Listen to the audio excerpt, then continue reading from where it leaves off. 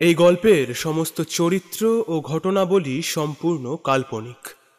বাস্তবের সাথে কোনো মিল থেকে থাকলে তা সম্পূর্ণ অনিচ্ছাকৃত ও কাকতালীয়।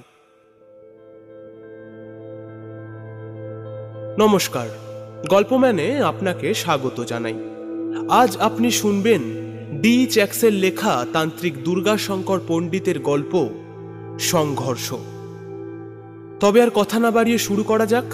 গল্পের লেখক, গল্প পাঠ, সমস্ত পরিকল্পনা, অডিও রূপান্তর, আবহ সৃজন, শব্দ প্রক্ষেপণ, সম্পাদনা, পরিচালনা ও পোস্টার ডিজাইনে আমি ডি চ্যাক্স। শুরু হচ্ছে তান্ত্রিক দুর্গাশঙ্কর পণ্ডিতের গল্প সংঘর্ষ।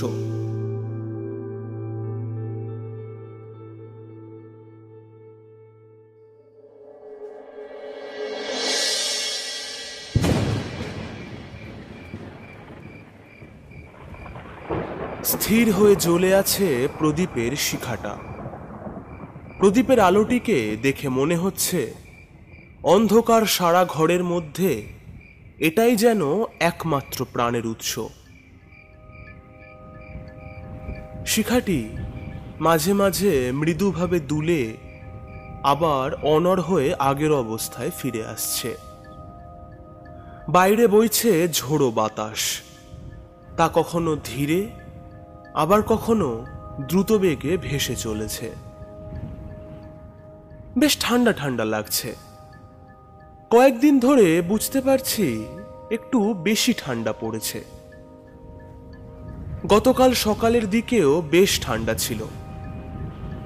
তবে একটা কথা বলতেই হয়, ঘুম থেকে উঠে যখন ঘরের ঠিক বাইরেটায় দাঁড়িয়ে পূর্ব দিকের দৃশ্য দেখি, তখন যেন চোখ এবং হৃদয় একসাথে পরিপূর্ণ হয়ে যায়। ভাঁজ ভাঁজ পাহাড়ের বুক চিরে কুয়াশা স্তর বিদ্ধ করে যখন সূর্যের প্রথম আলো এক টুকরো উজ্জ্বল স্ফটিকের মতো ধেয়ে আসে, তখন তা দেখে মনে হয় যেন স্বর্গ থেকে স্বর্গীয় আলোকরশ্মি ভরিয়ে দিচ্ছে গোটা প্রকৃতিকে তার আশীর্বাদী আলোক ছটায়।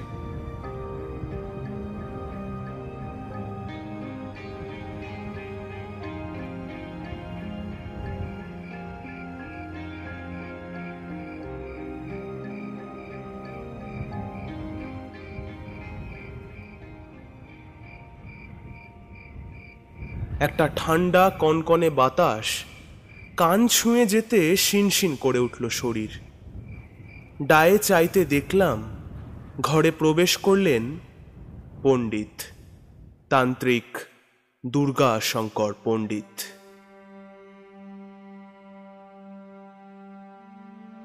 এমন ঠান্ডার মধ্যেও মানুষটা খালি গায়ে ঘরের বাইরে বসে পূর্বমুখ হয়ে সান্ধ্য আহ্নিক করছিলেন এতক্ষণ। প্রদীপের আলোয় মানুষটির দিক থেকে চোখ সরাতে পারছি না। মাথার জটা ও গালের দাঁড়িতে মানুষটির চেহারা ও ব্যক্তিত্বটা একটা আলাদা মাত্রা পেয়েছে। এ জিনিস বলে বোঝানো সম্ভব নয়। এমন একটি কুঁড়ে ঘরে এমন একটি ব্যক্তিত্বের সাথে জীবন কাটাবো, এটাও কি কখনো স্বপ্নেও ভেবেছিলাম? আসলে জীবন যে মানুষকে কখন কোথায় নিয়ে যায় তার হিসেব বড়ই শক্ত।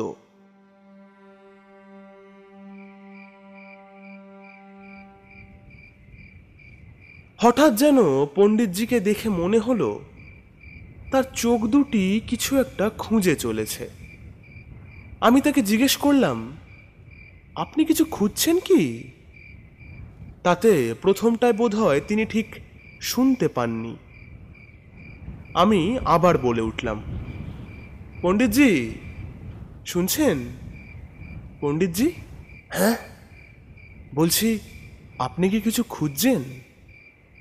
হ্যাঁ, আসলে একটা ভূর্জপত্র।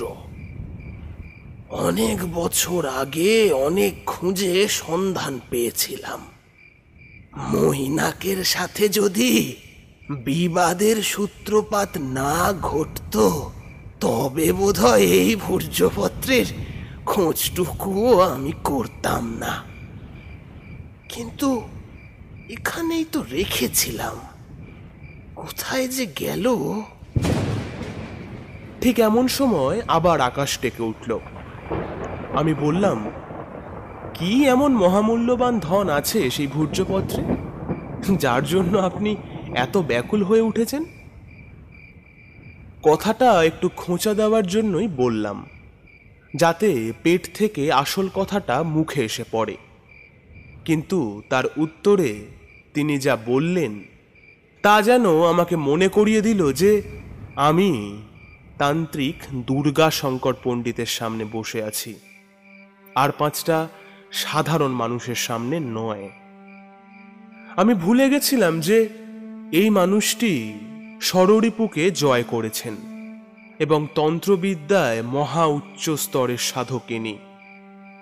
তিনি বললেন, ও সব রং চড়ানো, সাজিয়ে গুছিয়ে পরিপাট্য খোঁচা কথায় যে কাজ হবে না বাছা। তোমার মনে যে অন্য এক বাসনা ভিড় করেছে, সেটা এখন আমার কাছে শাক দিয়ে মাছ ঢাকার মতো দৃশ্যমান। আমি একটু অপ্রস্তুতিতে পড়ে গেছি। এমন সময় আবার গম্ভীরভাবে আকাশ ডেকে উঠল, আর পণ্ডিতজিও বলে উঠলেন, এই যে পেয়েছি, বাসনের তলায় চাপা পড়ে গিয়েছিল, বোঝো। পণ্ডিতজি ধীরে ধীরে আমার দিকে এগিয়ে এসে মুখোমুখি বসলেন। তারপর আমার হাতে ভূর্জপত্রটা ধরিয়ে দিয়ে বললেন,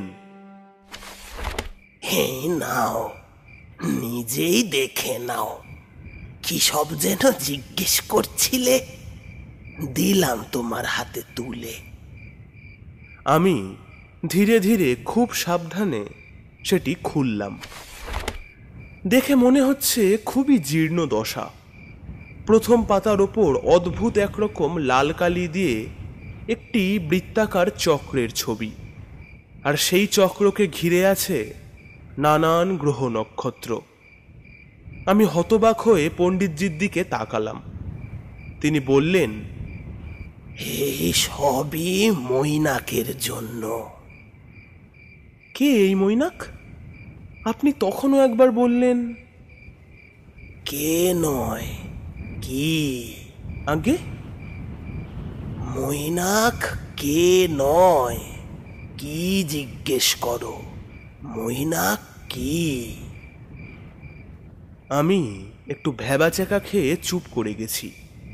পণ্ডিতজি বললেন, মৈনাক, মৈনাক হলো স্বয়ং প্রলয়। তার পুরো নাম মৈনাক ভৈরব। তবে কেবল এতটুকু বলে সেই ঘটনা পুরোটা বোঝানো সম্ভব নয়। প্রসঙ্গ উঠল যখন, তখন ভালো করেই বলি। ধৈর্য ও মন দিয়ে শোনো। পণ্ডিতজি বলতে শুরু করলেন। আমি একটু নড়ে চড়ে বসলাম।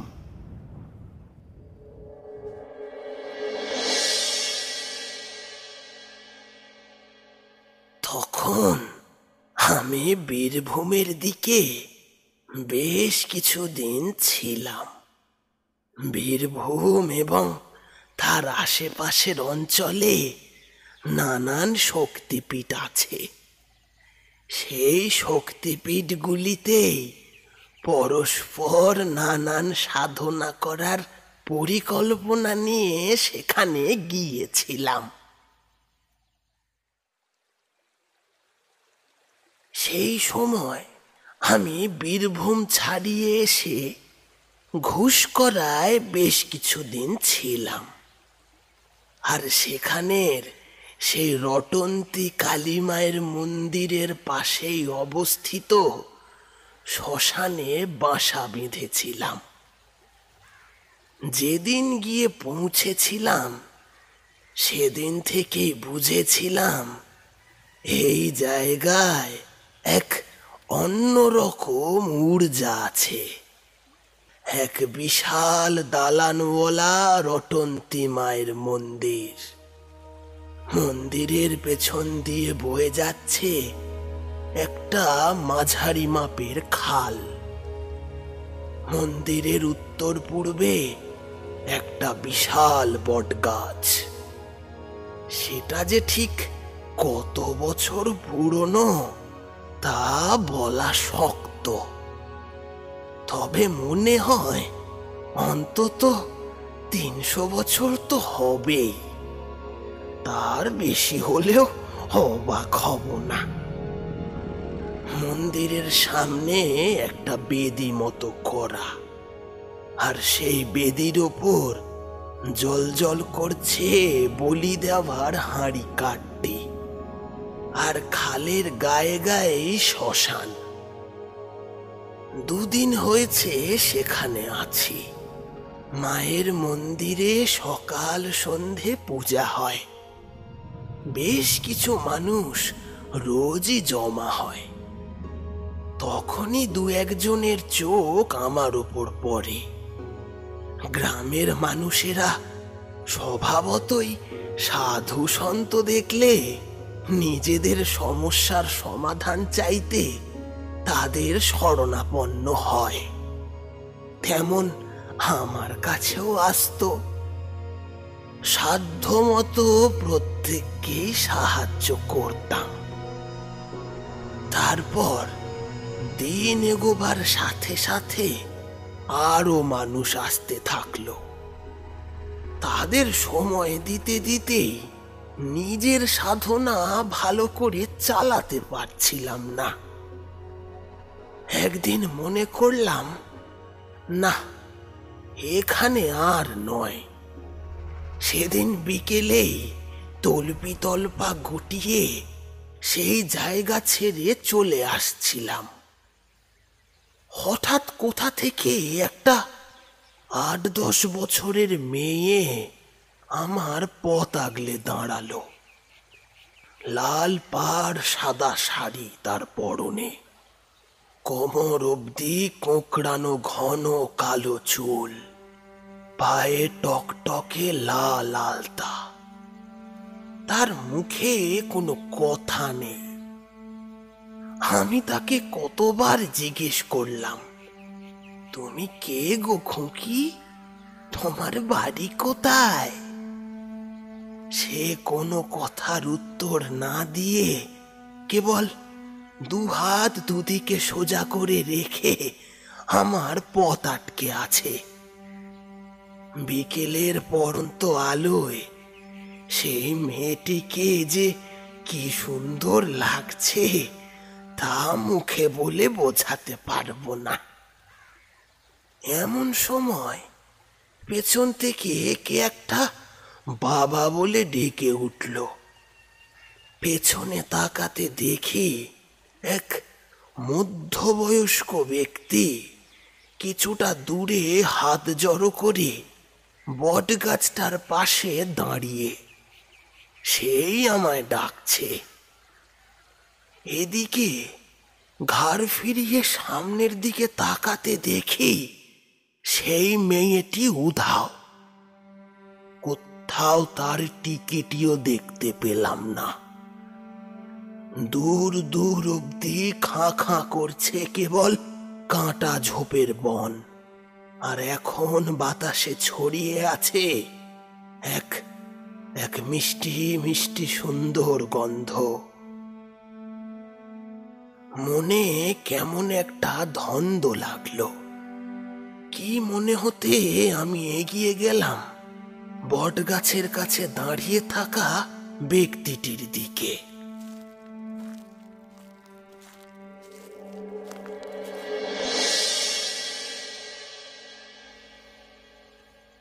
পরনে বাদামি রঙের ফতুয়া ও সাদা ধুতি, গায়ের রং বেশ কালো। তাকে জিজ্ঞেস করলাম কি হয়েছে। তিনি বললেন, এর নাম হই ঠাকুর মশাই, অধমের নাম কাশীনাথ। আমার নিবাস পাশের গ্রাম লাকুরিয়ায়। ওই যে অজয় নদের নাম শুনেছেন তো, তার একদম কাছাকাছি। আমি বিপত্নিক। তিনি গত হয়েছেন আজ প্রায় 1 বছর হয়ে গেল। হয়েছে কি, আজ থেকে দিন 2 আগে আমার বড় ছেলে বিশ্বনাথকে আমি একটু বকাবকি করি।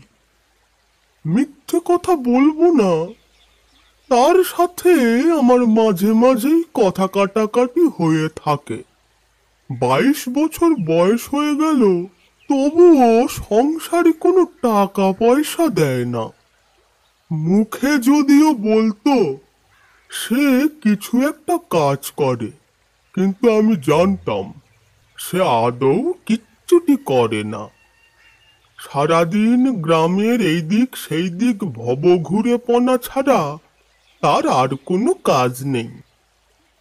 কতবার বলেছি যে চাষের কাজে আমায় সাহায্য করতে, কিন্তু সেই সব দিকে তার কোনো ভ্রুক্ষেপই নেই।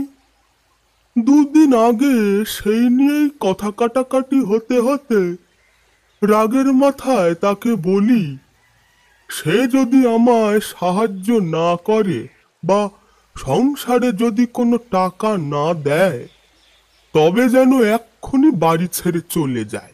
দুষ্টু গরুর চেয়ে শূন্য গোয়াল অনেক ভালো। এরপর সে রাগ করে বাড়ি ছেড়ে বেরিয়ে গেল। তখন সবে সবে সন্ধে নামছে। আমি তাকে আটকাবার চেষ্টা করিনি। মনে হয়েছিল পেটে টান পড়লে ঠিক সুরসুর করে এসে হাজির হবে, কিন্তু রাত হয়ে গেল, তার কোনো পাত্তা নেই। তখনই আমি আমার ছোট ছেলে অমরনাথকে বলি হাতে করে বাতি নিয়ে গিয়ে আশেপাশে দাঁদার খোঁজ করতে। ছোট ছেলের বয়স 20 বছর। সে খুব বুদ্ধিমান ও কর্মঠ। সে আমাকে নিয়মিত চাষে সাহায্য করে। তার সাহস ও বুদ্ধির ওপর আমার দৃঢ় বিশ্বাস ছিল। কিন্তু সেই ছেলেও তার দাদাকে খুঁজতে গিয়ে আর ফিরল না। বুঝতেই পারছেন, আমার সম্বল বলতে আমার 2 ছেলে। ওদের মা মারা যাওয়ার আগে আমার হাত ধরে বলে গেছিল, তুমি ওদের দেখো। বাপের মন যে মানে না, এই কষ্ট কেবল সেই বোঝে যে বাপ হয়। ছোট ছেলে বেরিয়েছে প্রায় 1 ঘন্টা 2 হয়ে গেছে। সেও ফিরছে না দেখে আমিও হাতে করে লণ্ঠন নিয়ে বেরোলাম তাদের খুঁজতে। মধ্যরাত অবধি গরু খোঁজা খুঁজেও তাদের কোনো হদিশ পেলাম না। ক্লান্ত হয়ে যখন অজয় নদীর তীর ধরে বাড়ি ফিরছি, তখন কানে এলো একটা শব্দ। কেউ যেন বলছে, আজ 2টো শিকার পাওয়া গেছে। অমর, বিশু, চিন্তা করিস না, তোদের আমি কাজ দেব। আজ থেকে তোরা আমার কাছেই থাকবি। সেই আওয়াজ যেন অজয় নদীর দিক থেকেই বয়ে আসছে।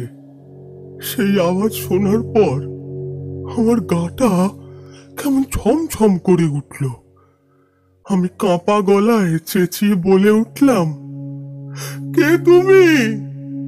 কে কথা বলছো? ফিরিয়ে দাও, ফিরিয়ে দাও আমার ছেলেদের। বাপের বুক থেকে তার সন্তানদের কেড়ে নিয়ে কি লাভ তোমার? ফিরিয়ে দাও। কেন জানি না, আমার মনে হয়েছিল এই কণ্ঠস্বর নিঃসন্দেহে কোনো প্রেতের। এমনটা ভাবতাম না, কিন্তু অজয় নদ এখন ভরে আছে জলে। আর সেই জলের দিক থেকেই এসেছিল সেই কণ্ঠস্বর। আপনি বলুন, এ কি কোনো মানুষের কীর্তি হতে পারে? তারপর সকাল হতে গ্রামের লোকজনদের ঘটনাটা বলতে তাদের মধ্যে একজন আপনার খোঁজ দিল। আপনি আমার ছেলেদের ফিরিয়ে দিন ঠাকুর। আপনিও নিশ্চয়ই কারুর বাপ। বাপের কষ্টটা তো আপনি বোঝেন। না, আমি কারুর বাপ নই, তবে আপনজনকে হারানোর কষ্টটা ভালোই বুঝি। দেখি তোমার জন্য কি করতে পারি। একেবারে কথা দিতে পারছি না যে তোমার ছেলেদের ফিরিয়ে দিতে পারবো কিনা, তবে আমার যথাসাধ্য চেষ্টা আমি করব। কাল সকালে আমি তোমার সাথে তোমার গ্রামে যাব। সন্ধে হয়ে এসেছে, আজ তুমি বাড়ি যাও, কাল সকালে বরং আমাকে নিতে এসো।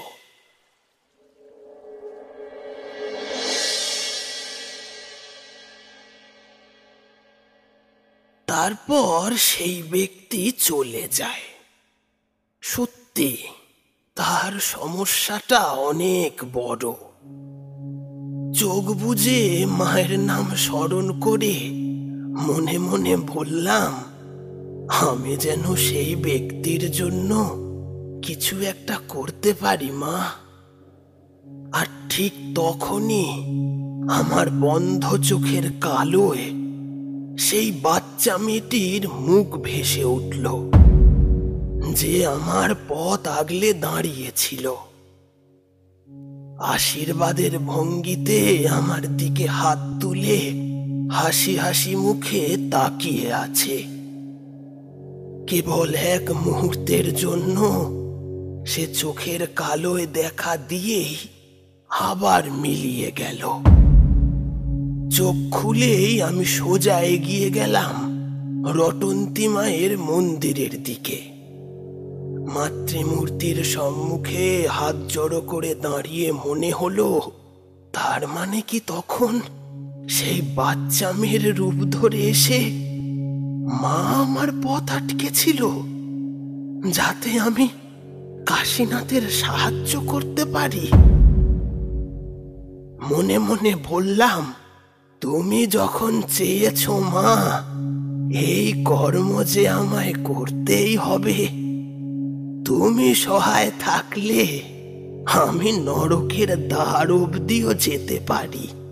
এ তো কেবল পাশের গ্রাম লাকুরিয়া। তারপর সেই রাতে আর কেউ আমার কাছে তাদের সমস্যা নিয়ে আসেনি।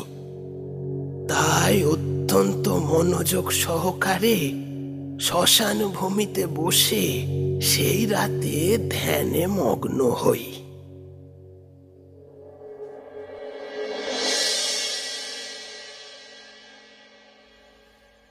পরদিন বেশ সকাল সকাল কাশীনাথ এসে হাজির হলো। তার সাথে রওনা দিলাম পাশের গ্রাম লাকুরিয়ার দিকে। ঘুষ করার থেকে লাকুরিয়া একদম অন্যরকম গ্রাম। ঘুষ করায় প্রধানত কাঠ ও দরমার কারিগরদের ছড়াছড়ি, কিন্তু লাকুরিয়া হলো একেবারে চাষি প্রধান গ্রাম। অনতি চওড়া মাটির রাস্তা, রাস্তার দুপাশে যতদূর চোখ যায় কেবল সবুজ আর সবুজ। তার কোথাও কোথাও দাঁড়িয়ে আছে হাঁড়ি মুখো কাকতারুয়া, কোথাও কোথাও বা চাষের জমির আলের ওপর দিয়ে গ্রাম্য মহিলারা মাথায় বেতের ঝুড়ি নিয়ে এগিয়ে যাচ্ছে। কোনো কোনো চাষিকে দেখা যাচ্ছে মাথায় গামছা বেঁধে গায়ে ধুলো মাটি মেখে জমিতে চাষ করছে। কখনো কখনো আমাদের পাশ কাটিয়ে চলে যাচ্ছে গরু ছাগলের দল। এমন করে বেশ অনেকখানি সময় পেরিয়ে এসে পৌঁছলাম কাশীনাথের ভিটেতে। এখানকার প্রাকৃতিক শোভা নিয়ে যতই বলি তা কমই হবে, কিন্তু এত সুন্দর পরিবেশেও ঘটে গেছে এক কুৎসিত ঘটনা। আর তা তলিয়ে দেখার জন্যই কাশীনাথের সাথে অজয় নদের দিকে পা চালালাম। তখন সবে সবে বর্ষা গেছে। মাটির ওপর আধ শুকনো অবস্থায় দেখা যাচ্ছে অনেক পায়ের ছাপ। দেখলেই বোঝা যায় এই জায়গায় বেশ কাঁদা হয়েছিল বর্ষার সময়। পায়ে পায়ে গিয়ে পৌঁছলাম অজয় নদের সামনে। সেই নদ এখন কানায় কানায় ভরে আছে। আসলে অজয় হলো বর্ষার জলে পুষ্ট নদ। গ্রীষ্মের সময় এই নদ হেঁটে পার হওয়া যায়, কিন্তু বর্ষার সময় এ একদম অন্য রূপ ধারণ করে। এমনকি বন্যা অবধি হয়, কিন্তু ভগবানের দয়ায় সেবার সেখানে বন্যা হয়নি। যাই হোক, আসল ঘটনায় ফেরা যাক। জলের দিকে এক দৃষ্টে তাকিয়ে আছি, কিন্তু তা দেখে কিছু বোঝার উপায় নেই। আশপাশটা একটু ঘুরে দেখার জন্য এদিক ওদিক পায়চারি করছি, আর চোখ রেখেছি মাটির দিকে। আমরা এখন যে জায়গায় আছি তা হলো অজয় নদের তীরেই একটি শাল বনে। এই জায়গাটায় কেমন যেন এক বাতাসের বিরাজ। সেটা ঠিক মঙ্গলময় নয়, আবার ঠিক যেন অমঙ্গলময় নয়, কিন্তু তাও যেন মনে হচ্ছে কিছু তো একটা গন্ডগোল আছেই। সেটাই ঠিক ধরতে পারছি না। কি মনে হতে একবার সেখানকার মাটি কিছুটা হাতে তুলে নিয়ে শুঁকলাম। না, এখানে নিশ্চয়ই কিছু একটা ঘটছে। হাঁটু গেড়ে মাটির ওপর বসেছিলাম। কেমন যেন মনে হলো মাটিতে খুব মৃদু মৃদু কম্পন হচ্ছে। মাটির ওপর উপুড় হয়ে শুয়ে কান পাতলাম মাটির বুকে। বেশ কিছুক্ষণ সেভাবে থাকার পর মনে হলো যেন খুঁটখুঁট করে একটা শব্দ পাচ্ছি, আর সেই শব্দের কারণে মাটি মৃদু মৃদু কাঁপছে। আমি কাশীনাথকে জিজ্ঞেস করলাম, এমন বিষয় কি সে বা গ্রামের কেউ আগে কখনো টের পেয়েছে? সে উত্তরে না বলল। তারপর আরো কিছুটা সামনের দিকে এগিয়ে যেতেই মাটির ওপর একটা চপ্পল চোখে পড়ল, আর সেটা চিনতে পেরেই কাশীনাথ বলে উঠল সেটা নাকি তার ছোট ছেলের পায়ে ছিল সেই দিন রাতে। চপ্পলের মুখ নদের দিকে হয়ে আছে। এর থেকে বোঝাই যায় যে তার ছেলে ওই নদের দিকেই গেছে। আমি কাশীকে জিজ্ঞেস করলাম, তোমার দুই ছেলে সাঁতার জানতো? তাতে সে বলল, তারা গ্রামের ছেলে, সেই ছোট্টবেলা থেকেই তারা সাঁতার জানে। কথাটা শুনে একটু দমে গেলাম। সাঁতার না জানলে ধরে নেওয়া যেত যে জলে ডুবে তলিয়ে গেছে তারা। কিন্তু এখানে তো সেই যুক্তি খাটছে না। তার মধ্যে মাটিতে কম্পন, শব্দ ও গন্ধ, এই সব মিলিয়ে যেন ঘটনাটা কেবল অপ্রাকৃতের দিকে ইঙ্গিত করছে। আমি কাশিকে বললাম, আমায় একদিন ভাবার সময় দাও, তারপর দেখছি কি করা যায়। সেই শুনে কাশি জানালো তার বাড়িতেই 2 দিন থেকে যেতে। আমি আর না করলাম না। ঘটনাস্থলের কাছাকাছি থাকলে কিছু জানা গেলেও যেতে পারে। আমরা কাশির বাড়ির দিকে পা চালালাম। আর সেদিন রাতেই ঘটল সেই ঘটনা।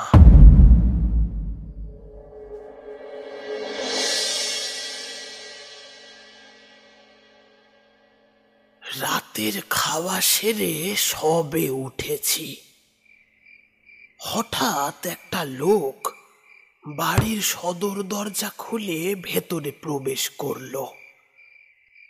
কাশির সাথে আলাদা করে কি যেন কথা বলা বলি করল। তারপর কাশি আমায় জানালো এই ব্যক্তির 15 বছরের ছেলেকেও নাকি সন্ধ্যের পর থেকে পাওয়া যাচ্ছে না। অনেক খোঁজাখুঁজি করার পরও তার হদিশ না পাওয়ায় তারও মনে হয়েছে তার ছেলেও বোধহয় কাশির 2 ছেলের মতো হারিয়ে গেছে। আমার চিন্তা যেন আরো বাড়ল। মনের মধ্যে কেমন এক খচখচানি শুরু হলো। একটা পুরো দিন কেটে গেল ভাবতে ভাবতে, কিছুই কুল কিনারা পেলাম না। এইভাবে পরপর 3 দিন কেটে গেল। এই 3 দিনে আরো 4টি জোয়ান ছেলে নিখোঁজ হয়ে গেছে গ্রাম থেকে। সকাল থেকে রাত অবধি আমি অজয়ের তীরেই বসে থাকি, আর মাঝে মাঝেই মাটিতে কান পেতে শব্দ শুনি। শব্দের কোনো শেষ নেই, তবে এই কয়েকদিনে মনে হয়েছে মাটির তলা থেকে আসা শব্দ দিন দিন যেন বেড়েই চলেছে।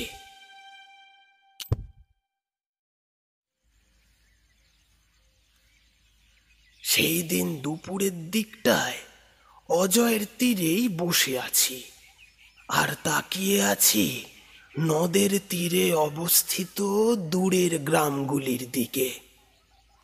আর সূর্যটা কিছুটা হেলে পড়েছে পশ্চিমে। তার আলো নদের জলে পড়ে ঝলমল করছে। হঠাৎ একটা কথা মাথায় আসতে শরীরে যেন বিদ্যুৎ বয়ে গেল। সঙ্গে সঙ্গে কাশীনাথের বাড়ির দিকে পা চালালাম। তাকে গিয়ে বললাম বেশ কিছু লোকজন জড়ো করতে, আর তারা যেন প্রত্যেকে মধ্যবয়স্ক হয়।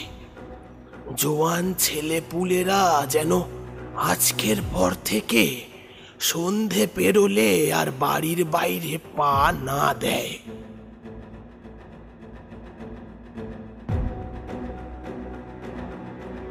বেশ কিছুক্ষণের মধ্যে কাশী প্রায় 20 লোক জোগাড় করে আনলো। তাদের মধ্যে কয়েকজন এমনও ছিল যাদের ছেলে হারিয়ে গেছিল।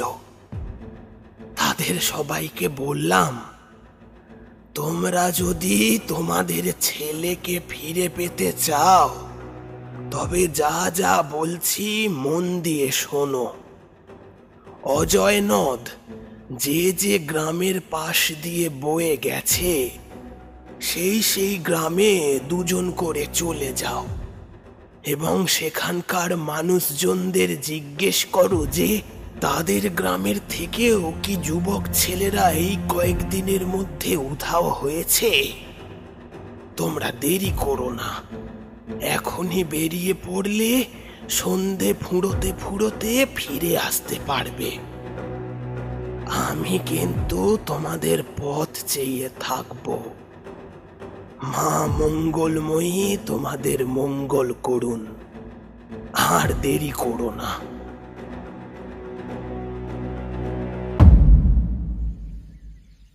তারপর তারা একে একে রওনা দিতে থাকলো, আর আমি কাশীনাথকে বললাম আমাকে একটা মাছ ধরার জাল জোগাড় করে দিতে। সেই শুনে কাশী জিজ্ঞেস করলো, আমি কি অজয়ের জলে মাছ ধরতে নামবো নাকি? তাতে আমি বললাম, মাছ বলে মাছ, সে এক গভীর জলের মাছ। তারপর কাশীনাথ জালের সন্ধানে বাড়ি ছেড়ে বেরোলো, আর আমি মনে মনে ছক কষতে বসলাম। কিন্তু তখনও কি আমি আন্দাজ করেছিলাম যে এমন এক জিনিসের সম্মুখীন হব যা আমাকে ছোটখাটো এক প্রলয়ের মুখোমুখি এনে হাজির করবে?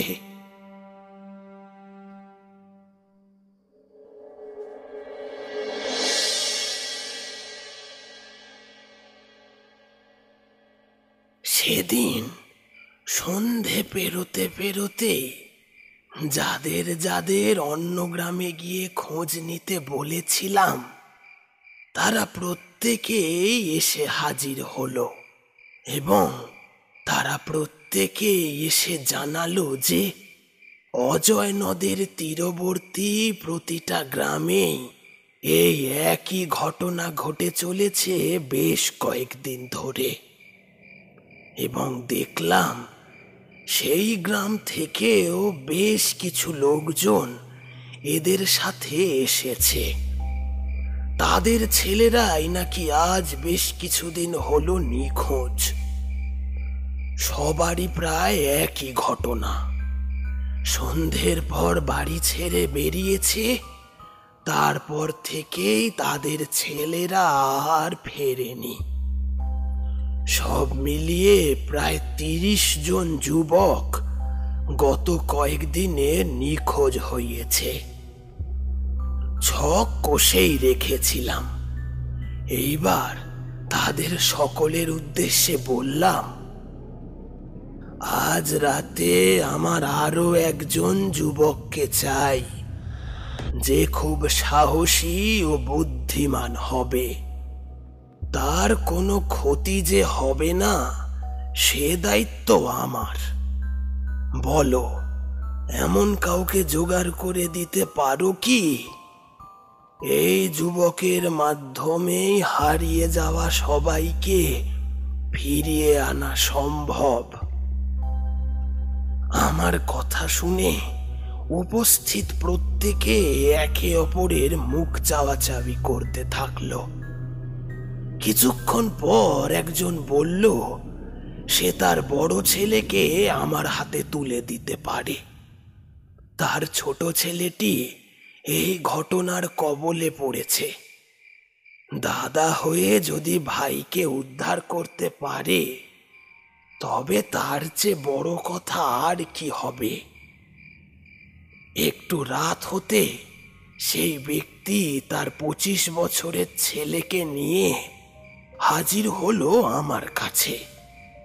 আমি সেই ছেলের কোমরে 3টে জালের কাঠি পরিয়ে তাকে যা শেখানোর শিখিয়ে দিলাম।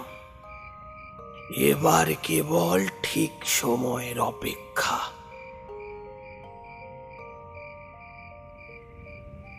এই বলে পণ্ডিতজি থামলেন। আমি বললাম, কি হলো? থেমে গেলেন যে?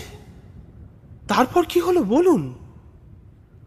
দাঁড়াও বাপু, গলাটা শুকিয়ে গেছে। এক ঘড়া জল ঢেলে নি গলায়, তারপর বলছি।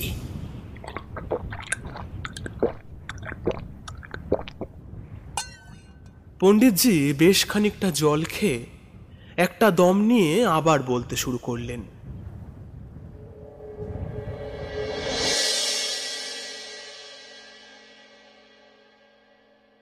বেশ খানিকটা রাত হয়ে গেছে।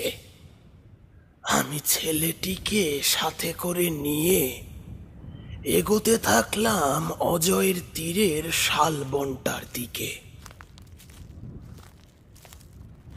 তারপর আমি একটা ঝোপের মধ্যে লুকিয়ে থেকে ছেলেটিকে কিছুটা এগিয়ে গিয়ে সামনের ফাঁকা জায়গাটায় পায়চারি করতে বললাম। বনের মধ্যে যেন একটা ঝিঁঝি পোকাও ডাকছে না কোথাও, কেবল মাঝে মাঝে হাওয়া দিচ্ছে, তারই শোঁ শোঁ শব্দ আসছে কানে। এমন করে কিছুক্ষণ কাটার পরই অজয়ের দিক থেকে জলের কুলুকুলু শব্দ আসতে থাকলো। শুনে মনে হচ্ছে যেন কোনো জলধারা এক প্রান্ত থেকে অন্য প্রান্তে বয়ে যাচ্ছে। এমন চলতে চলতে ছেলেটার দিকে চোখ যেতেই দেখি তার হাঁটা চলার ধরনটা কেমন বদলে গেছে। তুমি তো জানোই আমি অন্ধকারেও একদম স্পষ্ট দেখতে পাই। তখনই দেখলাম ছেলেটার চোখ মুখের ভাবটা যেন কেমন বদলে গেছে। চোখে মনি বলতে কিছুই নেই, পুরো চোখটাই একদম কালো, মাথাটা যেন একদিকে হেলে পড়েছে। আর ঠিক তখনই দেখলাম অজয় নদের জলের মধ্যে থেকে একটা বিকট মূর্তি ধীরে ধীরে উঠে এগিয়ে আসছে ছেলেটির দিকে, আর ধীরে ধীরে ছেলেটিও তার দিকে এগিয়ে যাচ্ছে। এইবার যেন সবকিছু আমার কাছে পরিষ্কার হয়ে আসছে। আমি ঝোপ থেকে বেরিয়ে এক ছুটে ছেলেটিকে গিয়ে আটকালাম, আর আমাকে দেখে সেই বিকট মূর্তিটিও থমকে দাঁড়ালো। আমার হাতের ঝাঁকুনিতে সেই ছেলের যেন আবার খেয়াল ফিরেছে। আমি তাকে ইশারা করে পিছিয়ে যেতে বললাম। এইবার আমি হাতের তর্জনী নির্দেশ করলাম সেই বিকট মূর্তিটির দিকে।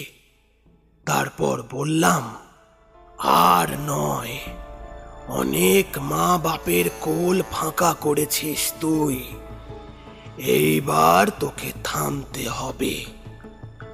ঠিক তখনই সেই মূর্তির মুখে ফুটে উঠল পিশাচি হাসি।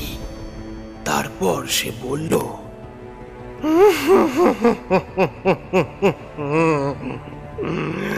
দুর্গা শঙ্কর, তোকে আমি চিনতে পেরেছি। তুই কি ভাবছিস তুই আমাকে থামাতে পারবি? মৈনাক ভৈরবকে থামানো কি এতই সোজা নাকি রে? পাতালনাগ আমার বসে। তোর কি মনে হয় এত সহজেই তুই আমাকে পরাস্ত করবি? আমার সৃষ্টি করা খনিতে তোকেও নিয়ে যাব। আমার মাথায় যেন বাজ পড়ল। এই সেই মৈনাক ভৈরব যার কথা আমি গুরুদেবের মুখে শুনেছিলাম। এইবার আমি বুঝলাম যে বিপদটা ঠিক কতখানি ভয়ানক। এ কোনো প্রেত নয়, এই যে কালা জাদুকর মৈনাক ভৈরব। এও এক সময় গুরুদেব অম্ব স্বাধীনাথের শিষ্য ছিল, কিন্তু এর ঝোঁক চিরকালই কালা জাদুর দিকে ছিল। সেই কারণে গুরুদেব একে ত্যাগ করেছিলেন।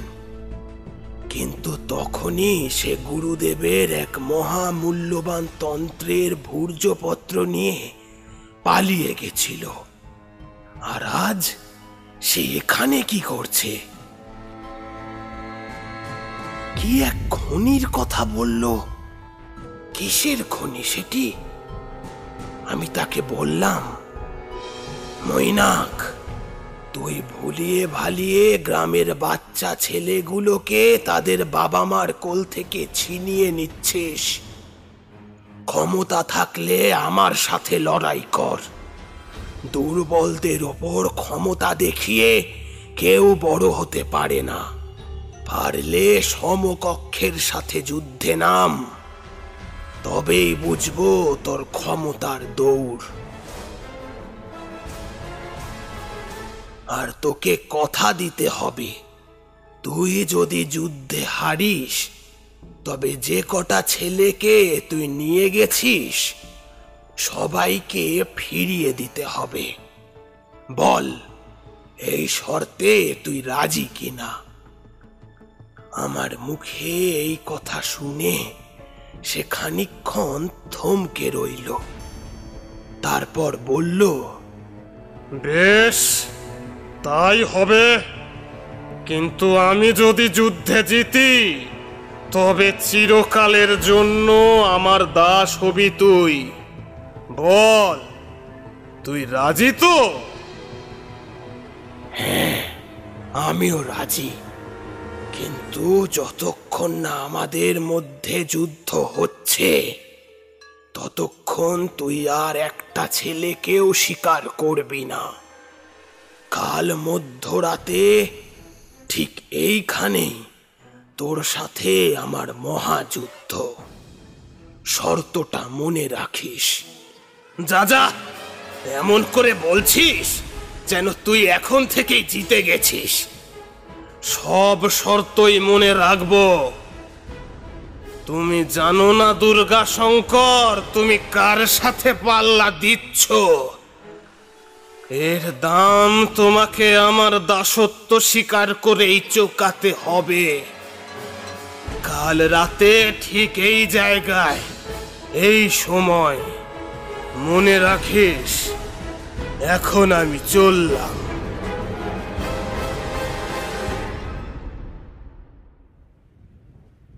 এই বলে মৈনাক ভৈরব আবার জলের তলায় তলিয়ে গেল। আর আমি সেই ছেলেটিকে নিয়ে ফিরে গেলাম কাশীনাথের বাড়ির দিকে। তারা আমার জন্য সেখানে অপেক্ষা করছে। হাতে আর কেবল একটা দিন আছে, কিন্তু এই একদিনের মধ্যেই আমার অনেক কাজ বাকি। সেগুলি করতে না পারলে কারুর জীবন আমি বাঁচাতে পারবো না।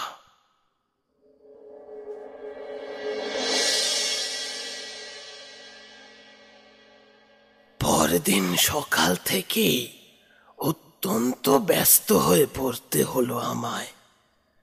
কাল সারা রাত দু চোখের পাতা এক করতে পারিনি। সারা রাত ধরে মাথার মধ্যে চলেছে নানান ভাবনার উত্থান পতন। অনেক ভেবে একটা পথ আমি বার করতে পেরেছি। মৈনাক ভৈরব নিজে একজন প্রলয়ের সমান। তাকে ঠেকাতে গেলেও অন্য আর এক প্রলয়ের প্রয়োজন। অনেক ভেবে সেই প্রলয়ের কথাই স্থির করেছি আমি। একটা কথা আমি খুব ভালো করেই জানতাম যে মৈনাক ভৈরব হলো কালা জাদু বা অনিষ্টকারী তন্ত্রের সম্রাট। নানান হাঁকিনি, ডাকিনি, পাতাল নাগ, বেতাল, এই সব বিদ্যাতেই সে উচ্চ উচ্চপদস্থ সাধক, কিন্তু তাকে জব্দ করতে গেলে আমাকে এইসব ভয়ানক পিশাচদের ঊর্ধ্বে বিরাজমান কোনো শক্তিকে কাজে লাগাতে হবে। সেই পথটা আমি বার করেছি, তবে কেবলমাত্র তন্ত্র দিয়েই সম্পূর্ণ কাজ সফল হবে না। তার জন্য দরকার খানিকটা চালাকি। সেই ছকখানাও কষে রেখেছি, শুধু আমার পাতা সেই জালে মৈনাক ভৈরব পা দেওয়ার অপেক্ষা। দুপুরে সূর্য মাথার উপর উঠতে আমি অজয় নদের পাড়ে পূজায় বসলাম। একটা বড় করে গোল গণ্ডি কাটলাম মাটির ওপর। সেই গণ্ডির ভেতরেই হবে আমার এই গুপ্ত বিদ্যার পূজা।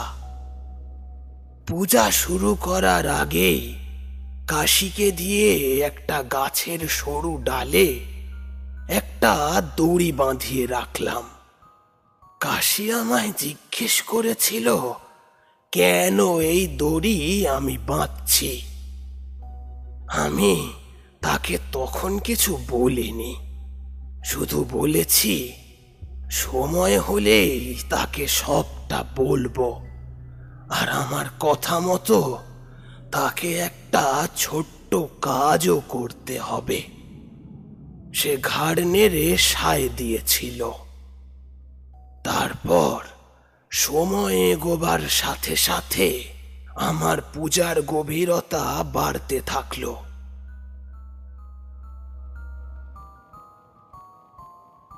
পূজা চলাকালীন অন্যান্য মানুষদের এই দিকে আসতে বারণ করেছি। আমি তাদের বলেছি ঠিক সময়ে ডাক দেব, তার আগে যেন কেউ এদিকে ভুলেও না পা বাড়ায়, তবে তার ভয়ানক ক্ষতি হবার সম্ভাবনা আছে। এখন শুধু সব ঠিক ঠিক চললেই হয়। ঘাড় ঘুরিয়ে তাকিয়ে দেখে নিলাম পদ্মবীজের মালাটা যথাস্থানে আছে কিনা। এই মালার অনেক গুরুত্ব।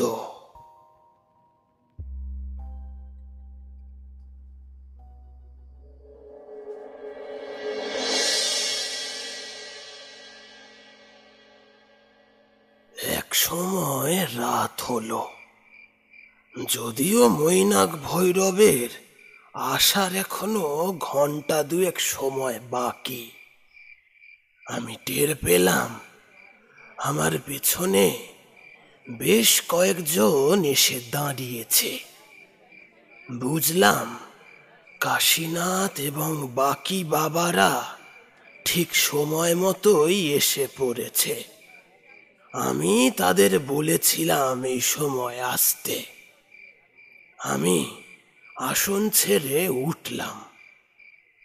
আর মাত্র একটি আহুতি বাকি, শেষ মহা আহুতি। পদ্মবীজের মালা আর একটা জবা ফুল সেই দড়িতে বাঁধা সরু গাছের ডালটায় একটা কঞ্চি দিয়ে আটকে রাখলাম, আর সময় মতো দড়ি ধরে টান দেওয়ার দায়িত্ব দিলাম কাশীনাথের ওপর। যে বড় গণ্ডিটার মধ্যে বসে আমি পূজা করছিলাম, সেই পুরো গণ্ডিটাকেই আমি আরাধ্য ক্ষেত্র বানিয়েছিলাম। অর্থাৎ সেই গণ্ডির মধ্যে যে কোনো জায়গায় যে কোনো আহুতি দিলেই তা দেবীর চরণে গিয়েই পড়বে। সাধারণভাবে তন্ত্রের পূজা করলে আমি এমন আয়োজন করতাম না, কিন্তু ওই যে আগেই বলেছিলাম না, এই ক্ষেত্রে কেবলমাত্র তন্ত্র দিয়ে কাজ হবে না, কিছুটা চালাকিও চাই। সেই জন্যই এই ব্যবস্থা, এবং তার কারণেই পদ্মবীজের মালাখানা বেশ বড় করে তৈরি করেছিলাম আমি। এইবার শুধু মৈনাক ভৈরবের আমার পাতা ফাঁদে পা দেওয়ার অপেক্ষা। কিন্তু তখনও আমি আশা করিনি যে মৈনাক এমন কিছুকে আহ্বান জানাবে। কালা জাদু যে কতটা ভয়ঙ্কর হতে পারে এই ঘটনা শুনলেই বুঝতে পারবে।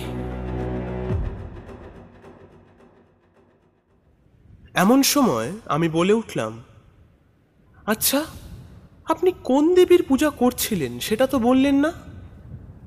বলবো বলবো, ঠিক সময় হলেই বলবো। এখন যদি আগে ভাগেই বলে দিই তবে রহস্যময় মজাটা পাবে না, তাই যথা সময়েই বলবো। এই বলে পণ্ডিতজি আবার ঘটনায় ফিরে গেলেন।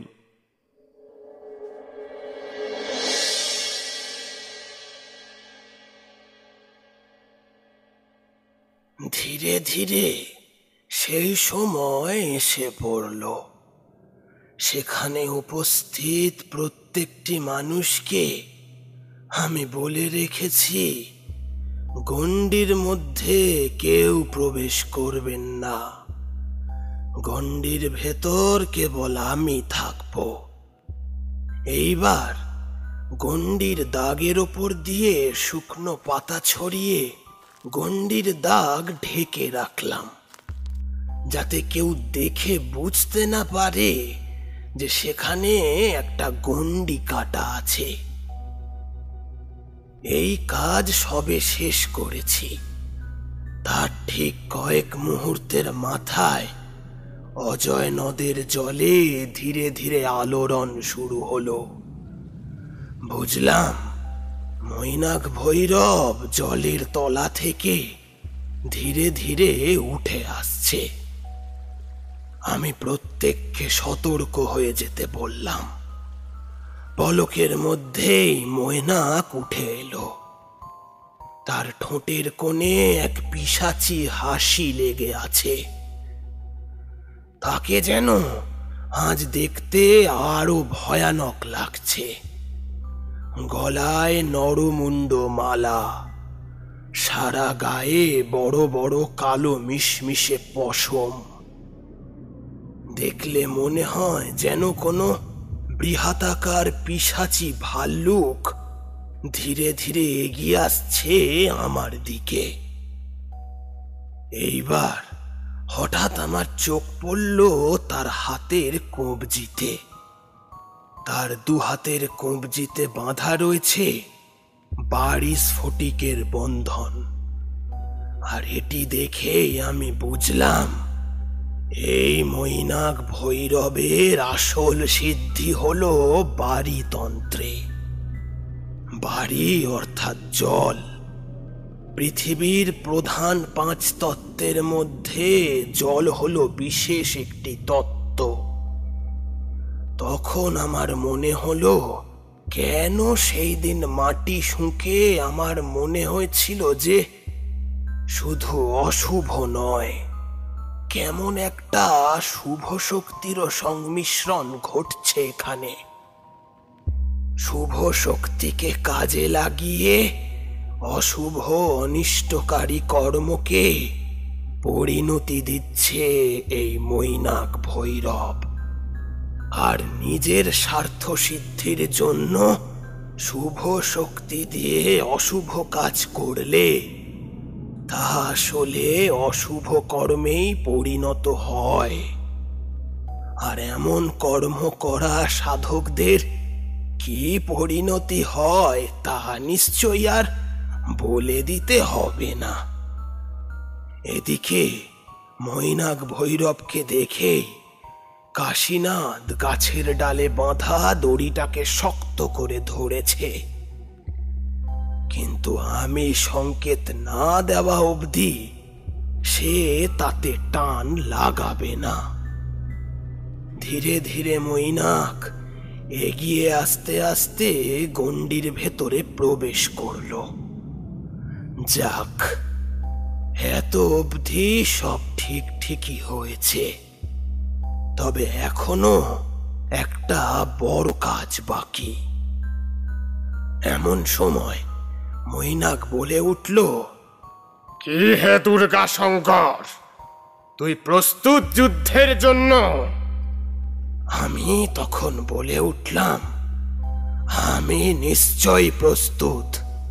তবে তার আগে তোকে একটা কাজ করতে হবে, না হলে আমি যুদ্ধ করব না। তা হলো, আজ অবধি যে কটা ছেলেকে তুই নিজের বন্দি বানিয়েছিস, সে কটা ছেলেকে এখানে এনে উপস্থিত কর। না হলে আমি বুঝবো কি করে যে তুই সত্যি কথা বলছিস? আমার এমন প্রস্তাবে দেখলাম মৈনাক কিছুটা ধাক্কা খেলো। কিছুক্ষণ চুপ করে থেকে বলে উঠল, বেশ, তাই হোক। যদিও আমার বিশ্বাস এই যুদ্ধে আমি জয়ী হব, তোকে পরাজিত করে আমি আবার এই ছেলেগুলিকে নিয়ে তলিয়ে যাব জলের তলায়। এই বলে সে তার দুই হাত জলের দিকে নির্দেশ করে আঙ্গুল নাড়িয়ে নাড়িয়ে কি যেন করতে থাকলো। আর দেখলাম ধীরে ধীরে অজয় নদের জল শুকিয়ে আসতে লাগলো।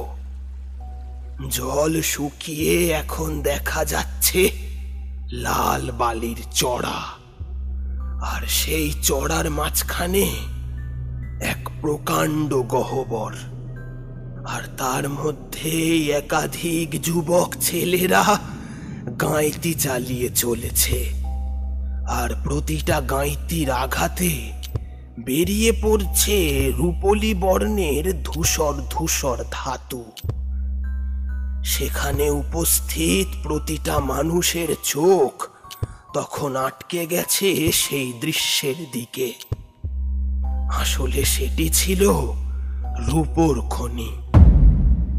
বাড়ি তত্ত্বকে আয়ত্তে আনার পর এই মৈনাক ভৈরব নিশ্চয়ই কোনোভাবে জানতে পেরেছিল এখানে অজয় নদের তলদেশে এক রূপোর খনি আছে।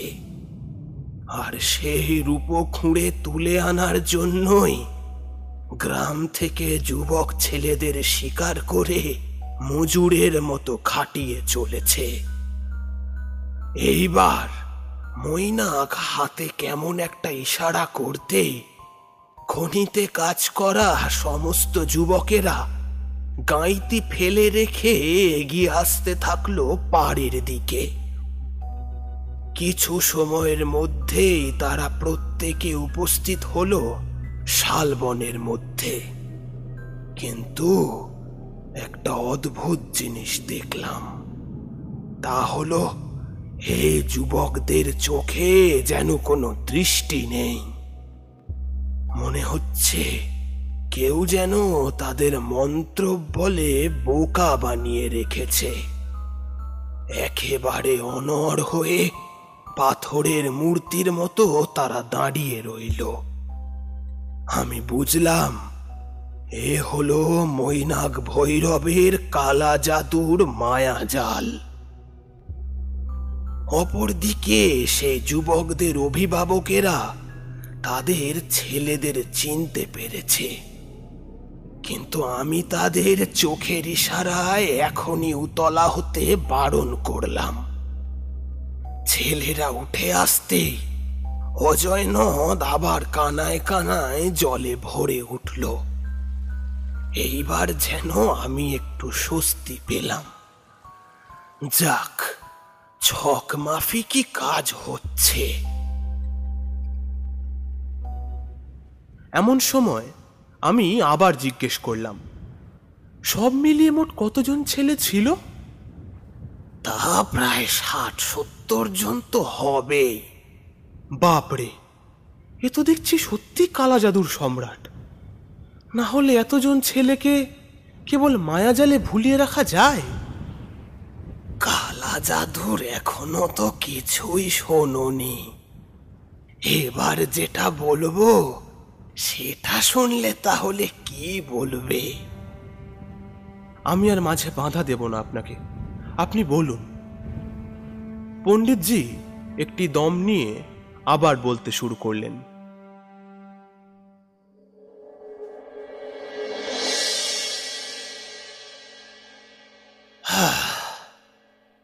অজয় নদের জল কানায় কানায় ভরে যেতেই মৈনাক আমার দিকে তাকিয়ে বলে উঠল, দুর্গা শঙ্কর, তোর রাস মিটেছে তো?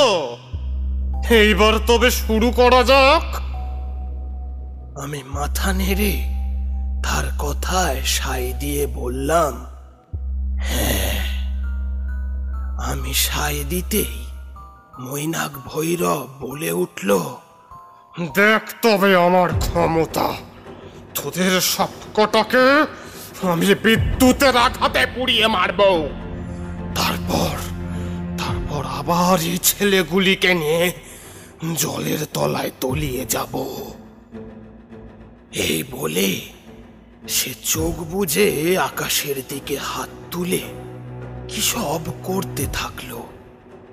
আর সেই মুহূর্তে আকাশ গর্জে উঠল কড়কড় শব্দে। আমি বুঝলাম এই শয়তানটা বজ্র ডাকিনীকে আহ্বান জানাচ্ছে। আমি সেখানে উপস্থিত প্রত্যেকের উদ্দেশ্যে বললাম, সবাই পিছিয়ে যাও। তেমন সময় মৈনাক হেসে উঠল এক ভয়ানক পিশাচি হাসি। আর সে দুহাত পেতে বলতে থাকলো,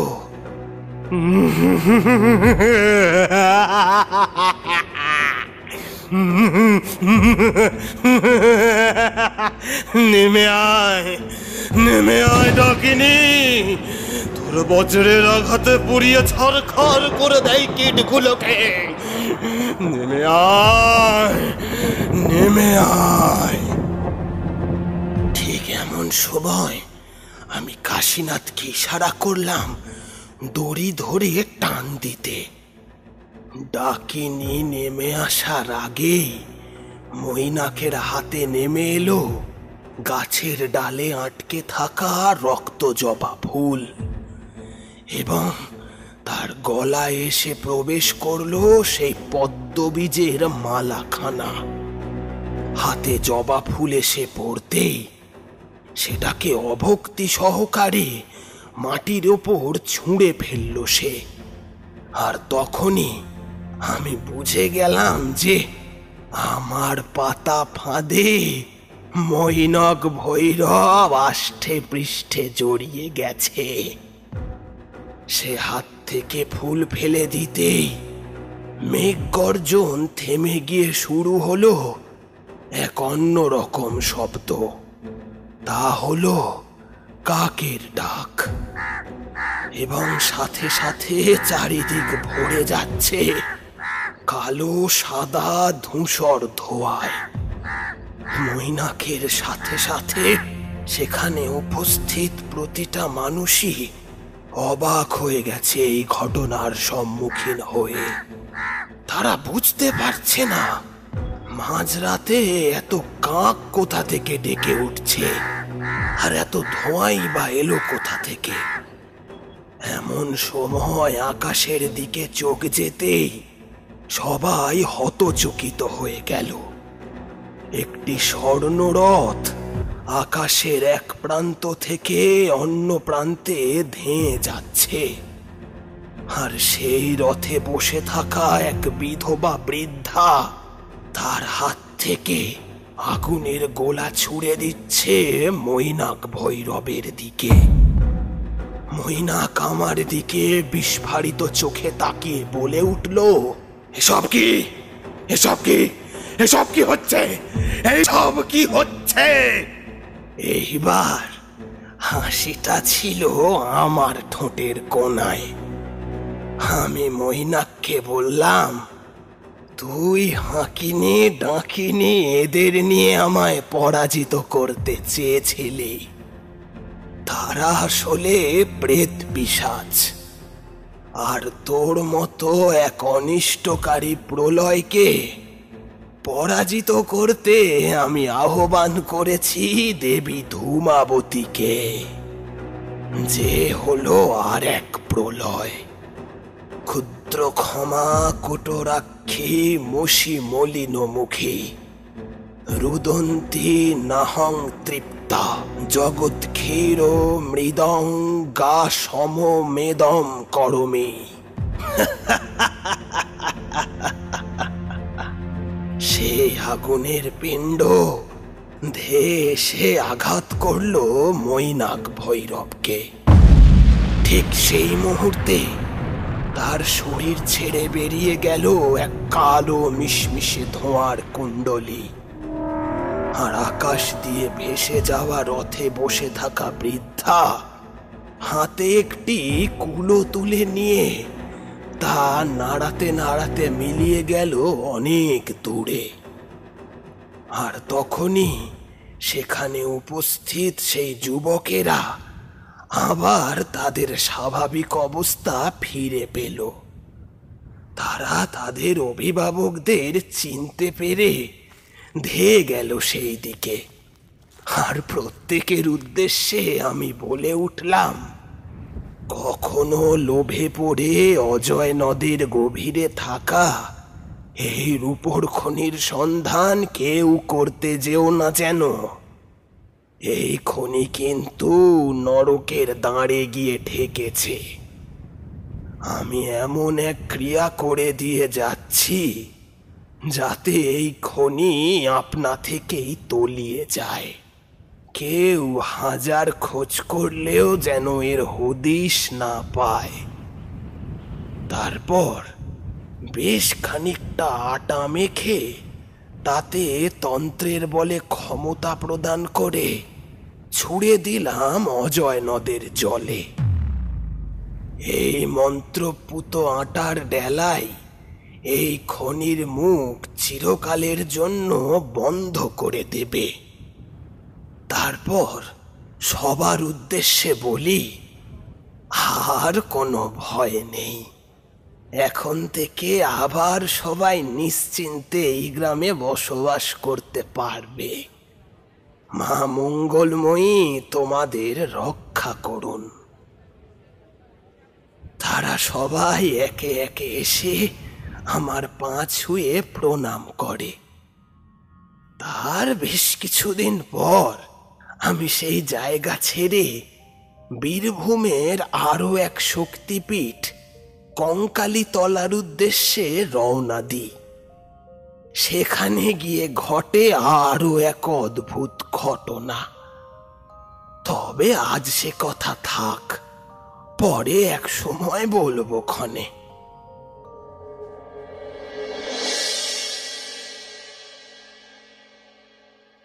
এই বলে পণ্ডিতজি থামলেন, কিন্তু তখনও আমার মনে প্রশ্নের দোলাচল চলছে। দেখলাম পণ্ডিতজি আমার দিকে একদৃষ্টে তাকিয়ে আছেন। তার ঠোঁটের কোণে একটা মৃদু হাসি খেলা করছে। আমি তাকে জিজ্ঞেস করলাম, সবই বুঝলাম, কিন্তু আপনি ওই মৈনাক ভৈরবের হাতে রক্ত জবা ফেললেন কেন? আর ওই পদ্মবীজের মালার বিষয়টাই বা কি? পণ্ডিতজি বললেন, আমি জানতাম তুমি এই প্রশ্ন করবে। আসলে দেবী ধূমাবতীর পূজার শেষ আহুতিটা, অর্থাৎ ওই রক্ত জবা, আমি মৈনাক ভৈরবের হাত দিয়ে প্রদান করিয়েছিলাম। কিন্তু তার হাত দিয়ে যদি প্রদান করলেন, তাহলে দেবী তাকেই কেন হত্যা করলো? আমি তো ঠিক বুঝতে পারছি না, একটু খোলসা করে বলুন না। পণ্ডিতজি মৃদু হাসি মুখে বললেন, আচ্ছা শোনো তবে মন দিয়ে। তোমায় তো আগেই বলেছি যে সেই গণ্ডির মধ্যে যে কোনো জায়গাতেই আহুতি দিলে তা মায়ের পায়েই অর্পিত হবে। তেমন ভাবেই ছকখানা কষেছিলাম। আসলে আমি গণ্ডির ভেতর যখন পূজায় বসি তখন থেকে পূজা শুরু করে শেষ আহুতির ঠিক আগের মুহূর্ত অবধি এসে পূজা থামিয়ে রাখি। তারপর শেষ আহুতি দেওয়ার আগে পদ্মবীজের মালা ধারণ করে মন্ত্রপুত রক্তজবা মায়ের পায়ে অর্পণ করলেই দেবীর পূজা সম্পূর্ণ হতো। কিন্তু দেবী ধূমাবতীর পূজার একটি নিয়ম আছে। তা হলো দেবী ধূমাবতীর পূজা করার পূর্বে দেবী দক্ষিণা কালীর পূজা করতে হয়। দক্ষিণা কালীর পূজা না করে দেবী ধূমাবতীর পূজা সম্পূর্ণ করলে দেবী কুপিত হন, আর তখনই দেবী ধূমাবতীর রুদ্ররোষ বর্ষিত হয় সাধকের ওপর।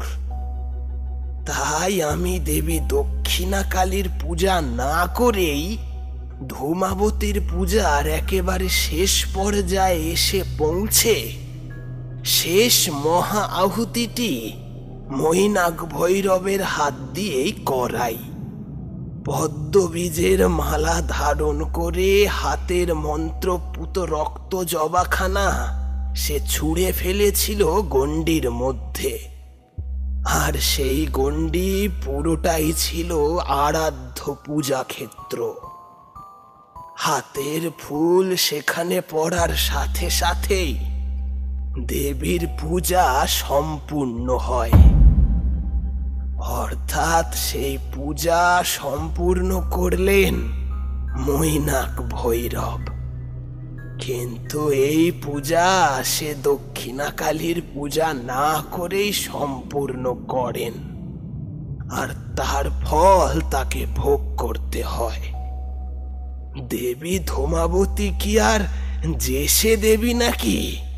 দশ মহাবিদ্যার সপ্তম মহাবিদ্যা হলেন দেবী ধূমাবতী। তবে তিনি মূলত গুপ্তবিদ্যার দেবী, যার গ্রহ হলো কেতু।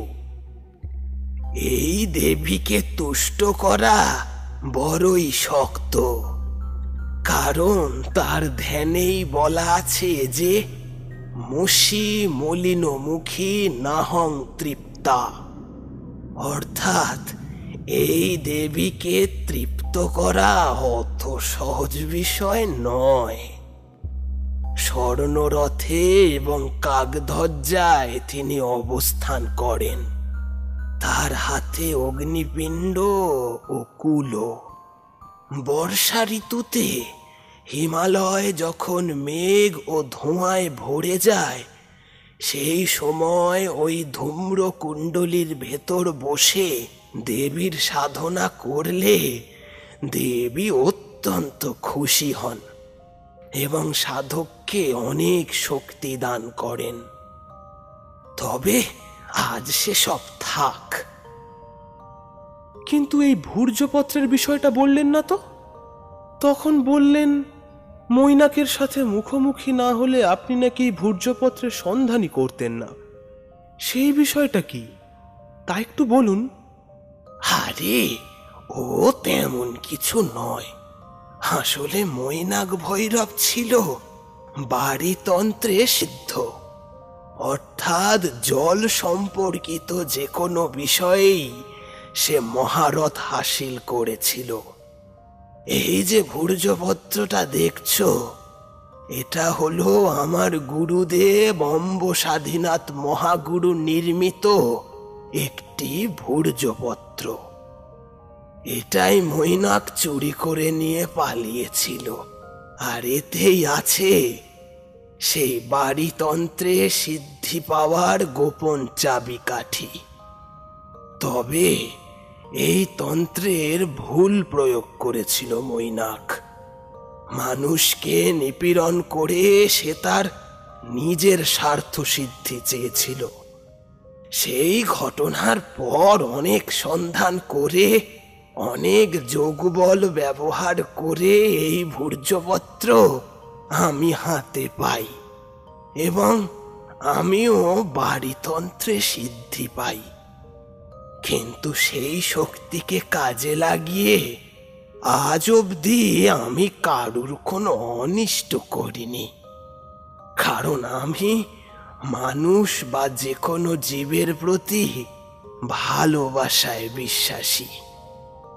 ভালোবাসাই হলো সবচেয়ে বড় তন্ত্র, সবচেয়ে বড় জাদু। তার কাছে যে কোনো অনিষ্টকারী কালা জাদুই নিষ্ফল হয়ে যায়। এই বলে পণ্ডিতজি থামলেন। আমি তার পায়ে হাত ছুঁয়ে বললাম, আপনার মতো সাধক সত্যি একজনই হয়। আপনি তন্ত্রের সাধক হওয়ার সাথে সাথে প্রেম ও ভালোবাসারও সাধক, অথবা প্রেম বা ভালোবাসার ঠাকুর। প্রেমের ঠাকুর শ্রী দুর্গাশঙ্কর পণ্ডিত। এই কথা শুনে পণ্ডিতজি আমার মাথায় হাত ছুঁয়ে কেবলমাত্র হেসে উঠলেন।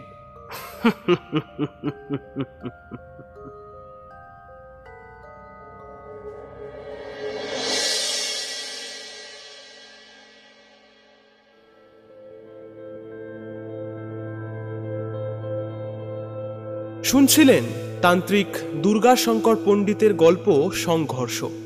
সম্পূর্ণ গল্পটি কেমন লাগলো তা নিশ্চয়ই কমেন্ট করে জানাবেন।